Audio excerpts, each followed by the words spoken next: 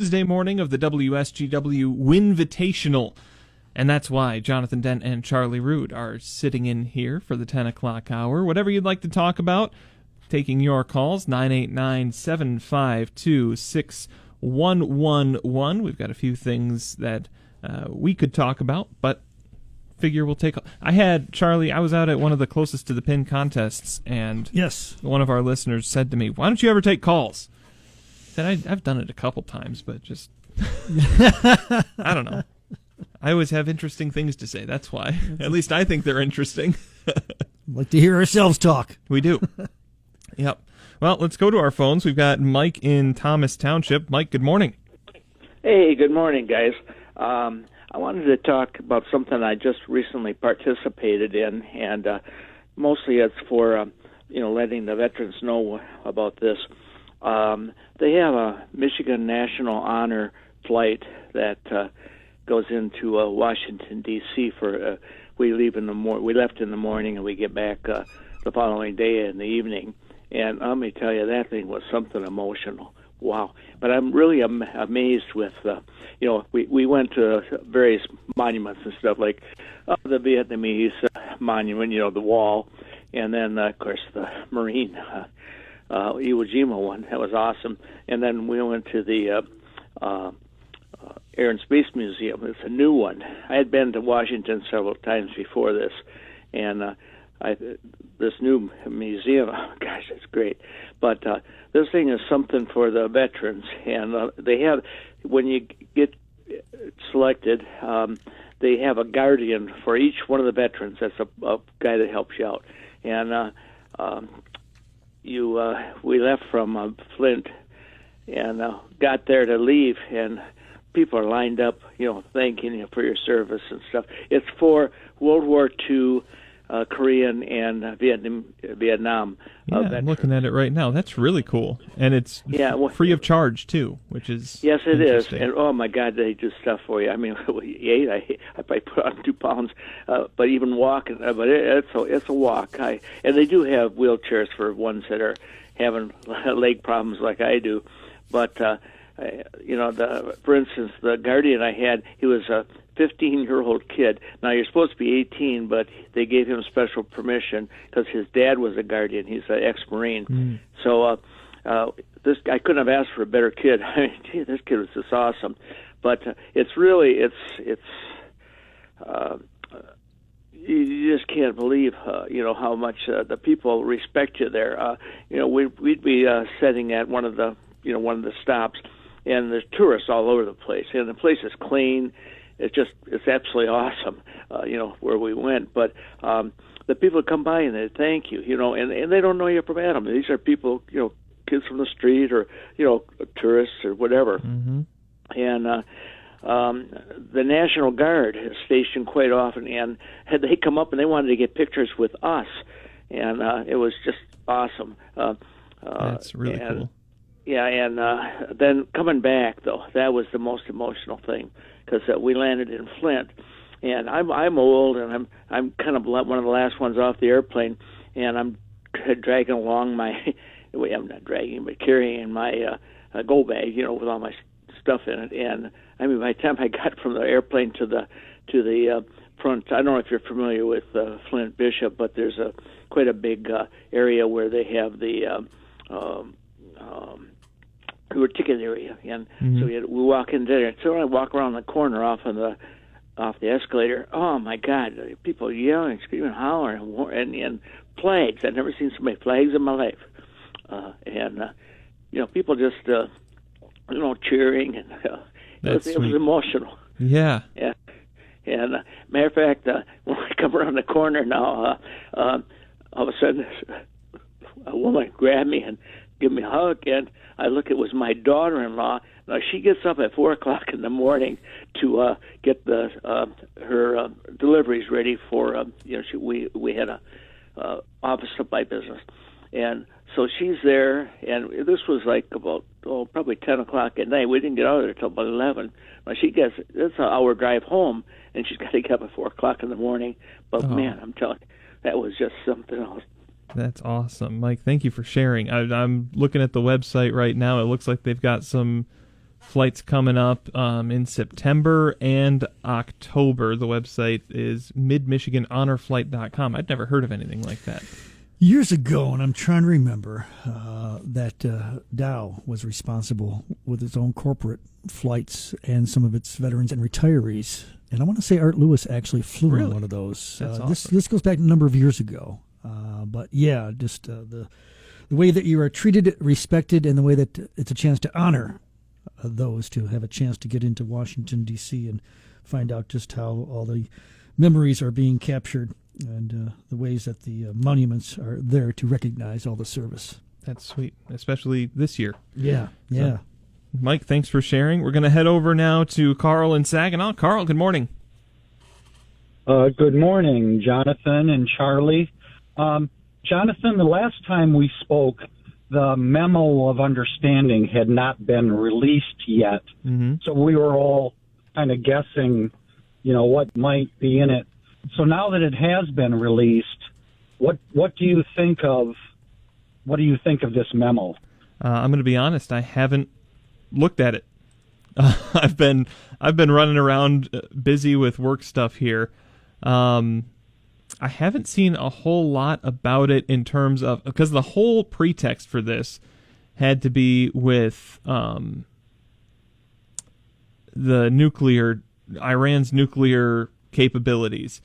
And it's kind of been my opinion that no matter what they sign, they're not going to stick to that. Oh, there's point 8. The Islamic Republic of Iran reaffirms that it shall not procure or develop nuclear weapons.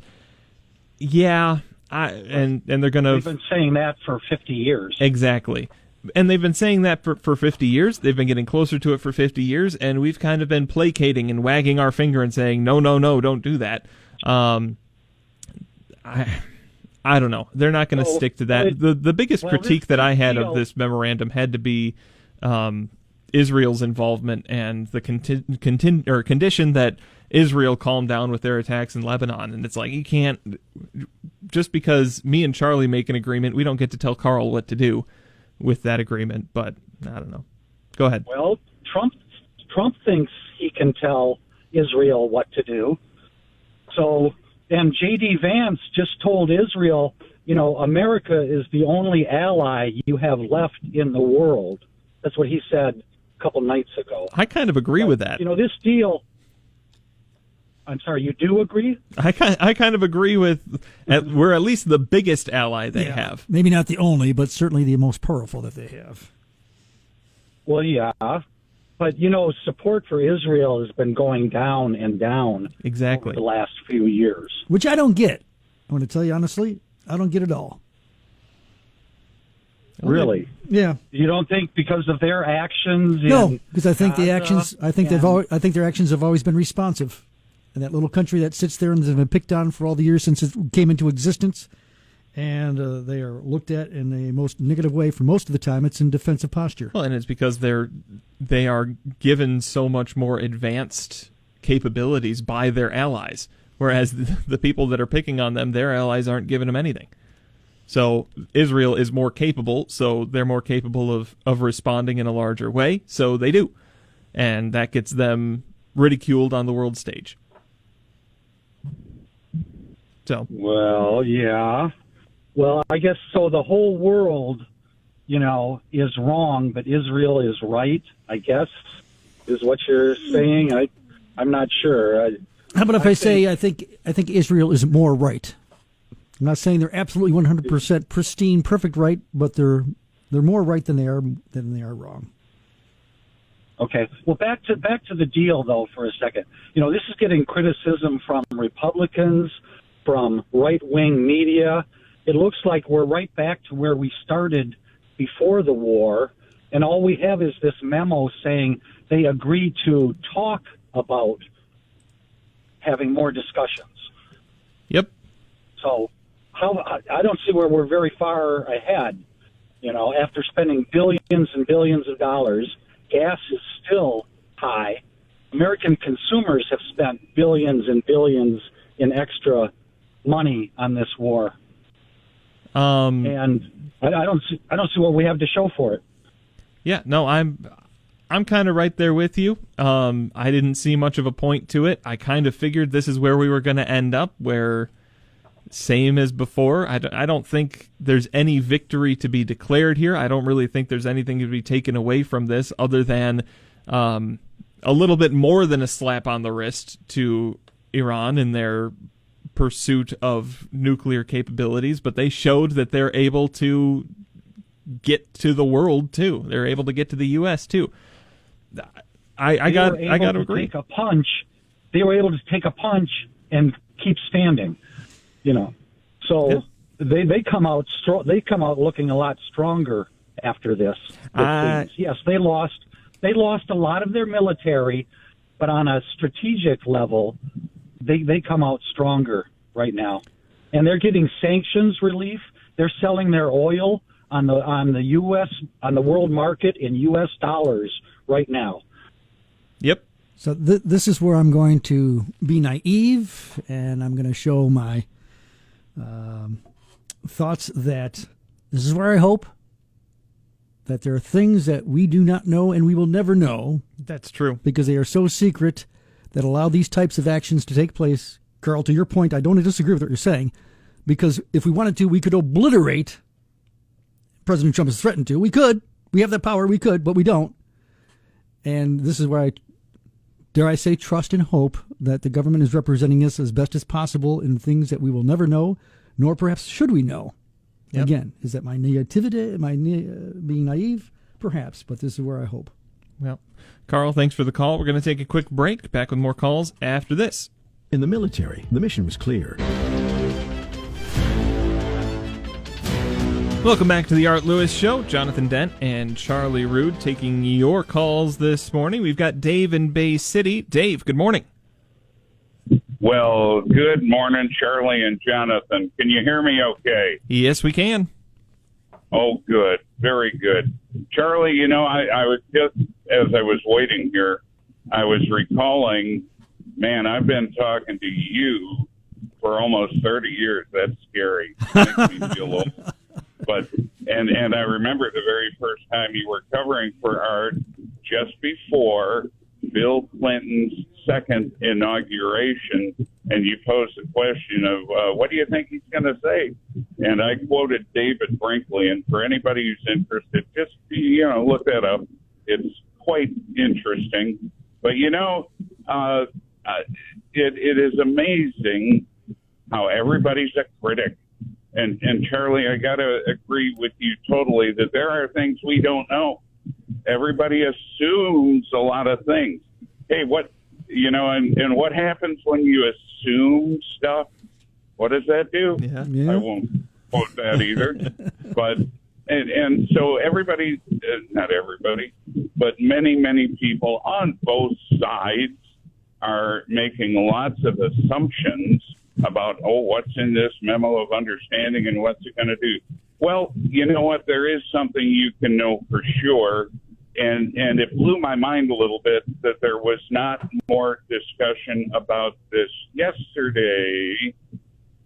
I only heard it mentioned briefly by a couple of people. What was the big event that yesterday was the 1-year anniversary of? Do you recall?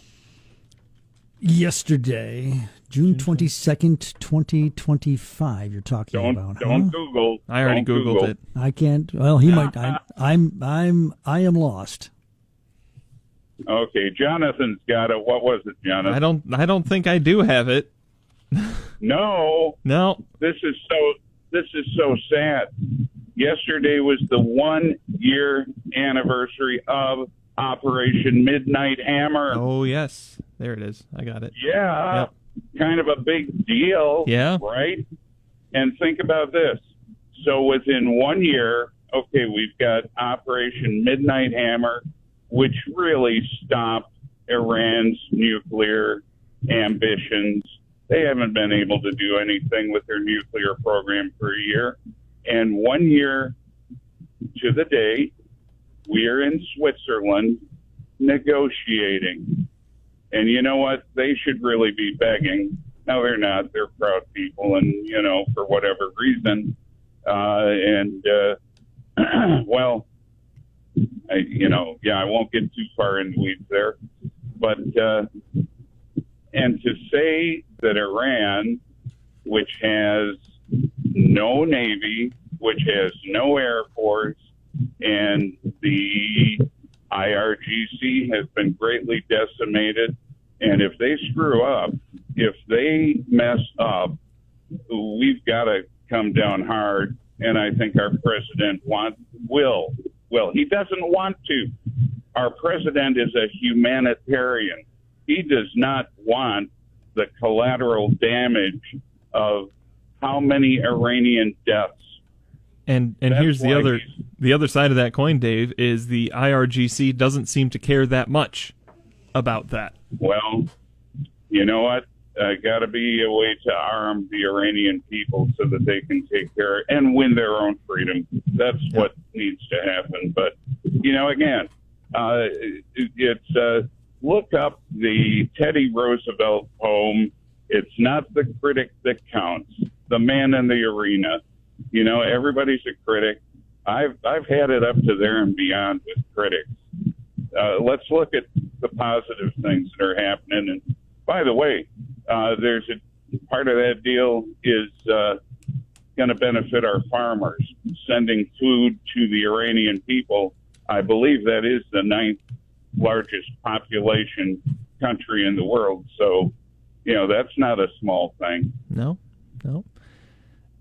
Well, Dave, thank you for the call. It is interesting how quickly that kind of thing becomes ancient history. It feels like more than a year ago. Yeah. But with the escalation in the middle there, that's not too bad of a turnaround. So some good points there. Tim is in Midland. Tim, good morning. Hey, good morning, gentlemen. How we doing? We're doing well. How are you? Great. It's been a while since I've tuned in and called in, but it's amazing to see. One person is like, "Oh, what a win we have here for this Iran deal," and I got to be honest with you, this is a disaster. There's nothing else. Carl was very gentle with you on the world stage. It was an absolute disaster. We surrendered. We gave up. We had to. Donald Trump capitulated. He gave in to the Iranians. The straits are closed or remain closed. If their military is so decimated, everything is so decimated, why are the straits closed? I got to disagree with you here, Tim. It's not a capitulation, especially as throughout the entire thing, Trump was trying to reach out for talks. It wasn't a full-on aggression, okay, we got to stop now. It was, are you done yet? Are you done yet? Are you done yet? Throughout the entire thing. There was not a time where it was, okay, fine, we're going to steamroll you. Even though he came out and he said those things just with the bravado. But yeah, well, in a year ago, as the gentleman just said, a year ago, we totally decimated, destroyed their nuclear capability.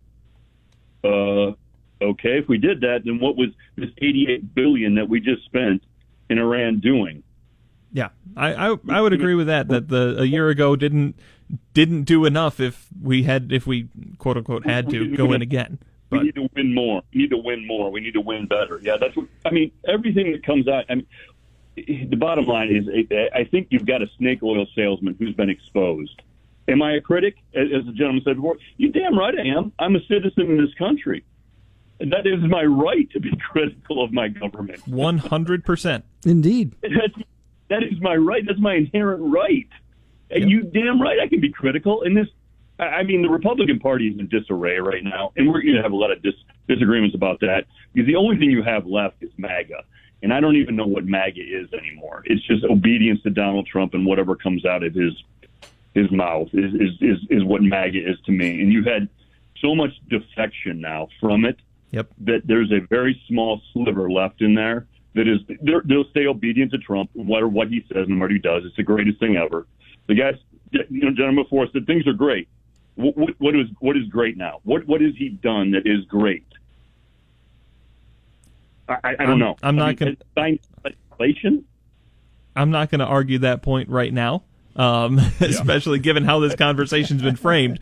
But I agree. The Republican Party's having some trouble right now.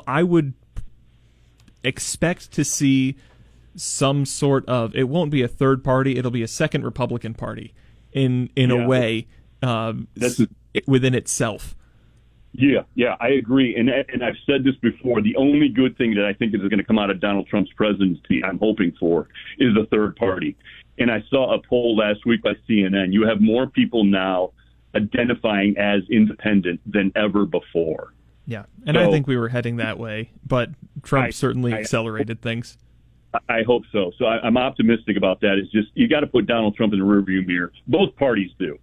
It's like the Democrats are just telling you what they're going to do. Hey, I'm against Trump. I'm against this. I'm against that. Which, okay, but what are you for? Yeah. I don't know. And then the MAGA is just, I don't even know what that is anymore. It's just got personality. Yeah, it's just a bunch of obnoxious dorks now, as Joe Rogan says. They're just a bunch of dorks. Well, they have no direction. It's like whatever Donald Trump says, absolutely obedience to Donald Trump.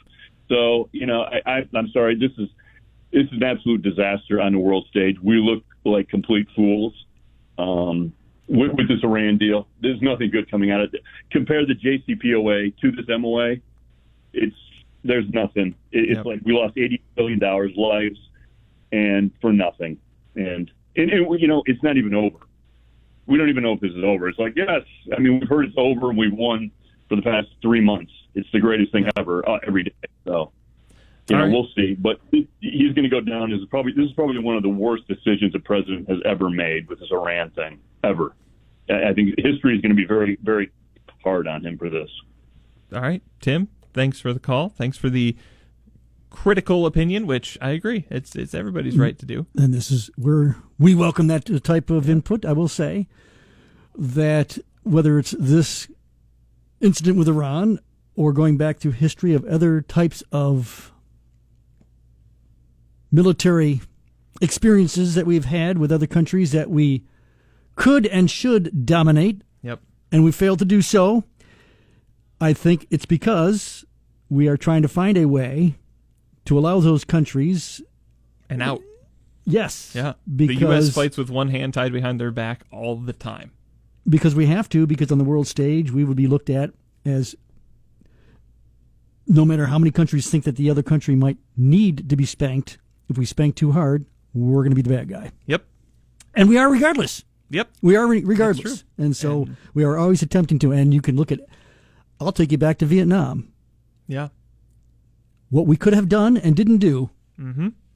and that still ranks right up as a military failure on the United States part. Not the military, government failure. Government failure. Yeah. And I don't put this as much of a government failure. I see it as a massive misstep. It's like, okay, what did we do? But I don't know. I don't think it's as embarrassing as some people are trying to make it out to be. But it certainly dings the reputation a little bit. Yeah, so. And that's when you get into some of the politics being played. Absolutely. And that's the nature of it. We'll take a quick break. When we come back, a little bit more here on The Art Lewis Show. Want to update your kitchen without...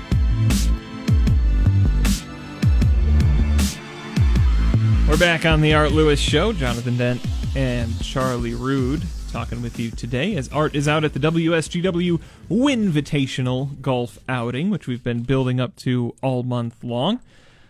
He'll be back with us tomorrow, but we were talking a little bit off air there, Charlie, about kind of what we were just discussing with where the country's at as we're celebrating 250 years of existence. And all in all, I think we're being a little pessimistic. I think we're doing all right. I would 100% agree. I like to think I'm an optimist in the first place. I say we as a country. I don't mean you and me. Yeah, but no. And I hear you.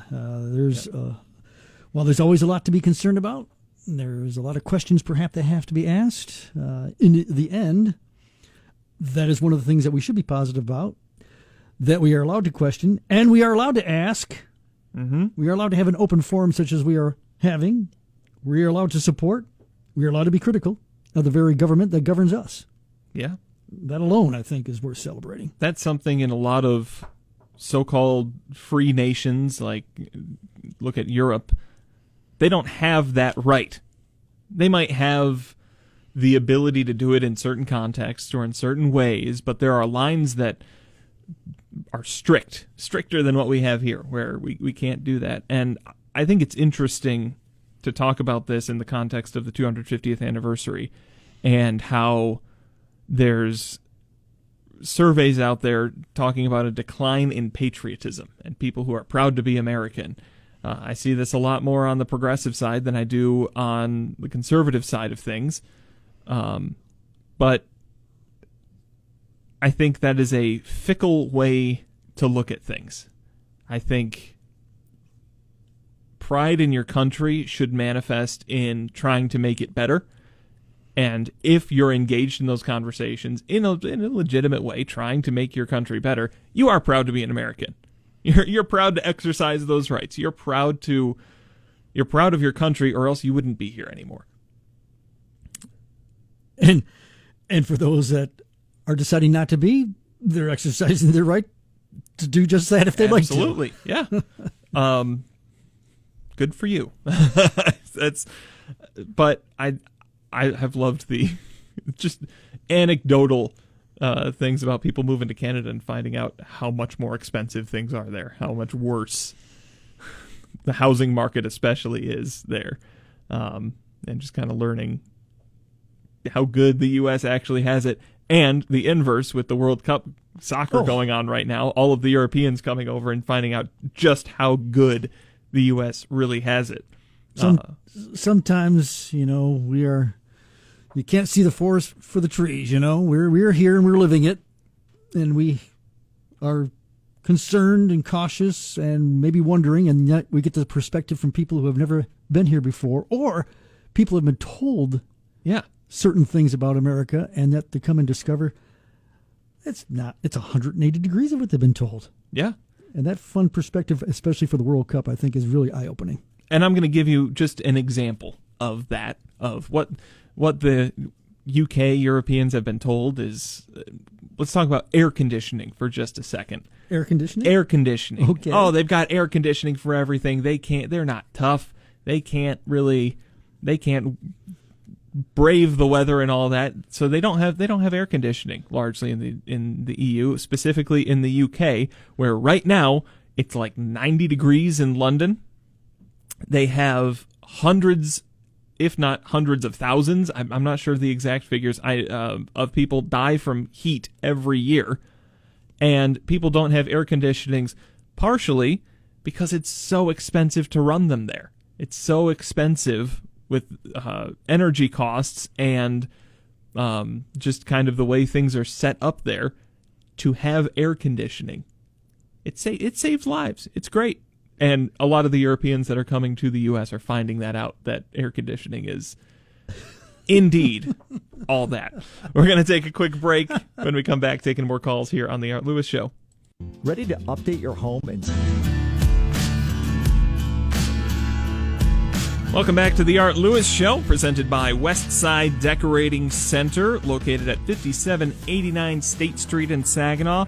They can help you with all of your interior decorating needs, or you can visit them, westsidedecoratingcenter.com, to get started today. Taking your calls, Michael is in West Branch. Michael, good morning. Good morning, Jonathan. How are you? Doing well. What do you got for us? Well, I disagree vehemently with your position. I don't believe it was a misstep, and I certainly don't believe it was a disaster. Basically, look at Iran. They've been funding proxies for 47 years. Yeah. They recently killed over 1,300 people in Israel, murdered, massacred, raped, just tortured these people. It's like a bully. You finally got to stand up to them. It's been 47 years. 47 years. How many Americans have they killed? 200 some? They're on the precipice of having a nuclear weapon. Every other president has appeased them for years and years and years. Let's just push this can down the road. No, you got to stand up to him. And Trump he campaigned no new wars, but you finally got to use military might to put these people back in their place. They're bullies. You got to stand up to a bully. It's like having a crack house in your neighborhood. You going to let it continue with all the people coming in and causing all kinds of trouble and crime in your neighborhood? No, you're going to stand up to it. You're going to put an end to it. Now, I agree with you. Honestly, I don't get that. I agree with you in that, yeah, something needed to be done. There was never a target set. There was what's different now than before?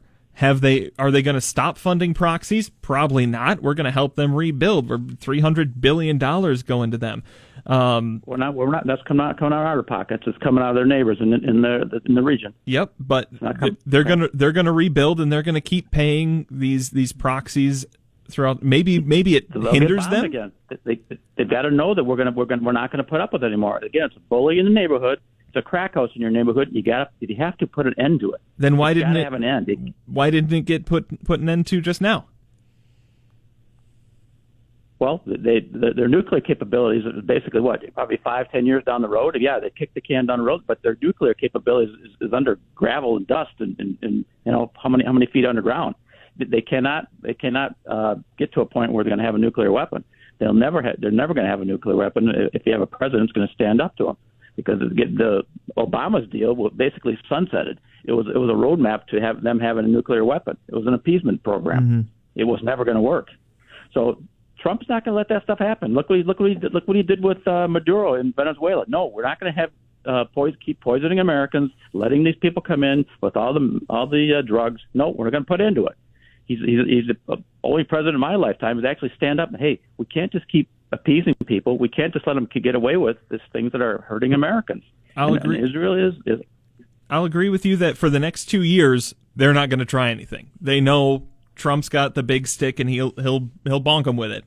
But doesn't want to, like you said, Johnny. Doesn't want to. He doesn't want to, but they know he will. My concern is 5, 10, 15 years down the road, we're going to be kind of right back where we started. It didn't. I don't think so. Okay. I pray that we're not. I hope not. Bullies finally get to the point where, hey, we got some. Trump's waiting 2 more years. But I think Trump's set the precedent that, hey, no, we're not going to let Iran continue to do this, kill their neighbors, terrorize the world, have an ultimate goal of getting a nuclear weapon and using it to wipe Israel off the map and potentially our allies and maybe us. That's been set in place, and I don't care who's running Iran. They know that we finally got somebody that's going to stand up to us, and that's going to be in the back of their mind for here to the end of time. All right. Michael, thank you. All right. Thanks.